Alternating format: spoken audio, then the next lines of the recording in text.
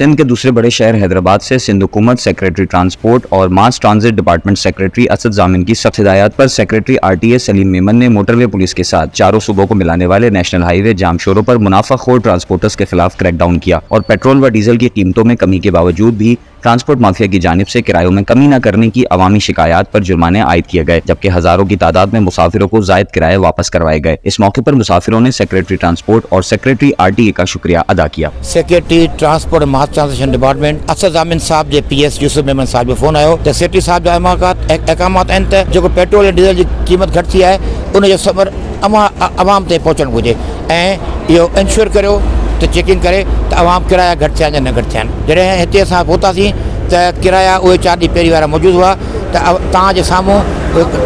वाधू किराया अवाम खे वापसि कराया विया। ठीकु आहे, जेके किराया अवाम खे वापसि कराया विया आहिनि उन जी क़ीमत तक़रीबन 87,000 रुपया तव्हांजे साम्हूं सां वापसि कराया। नंबर 2 इहो त इन ते फाइन लॻाया विया ऐं रूट परमिट चेक कई 22,500 रुपए जा हिन ते फाइन बि लॻाया विया आहिनि।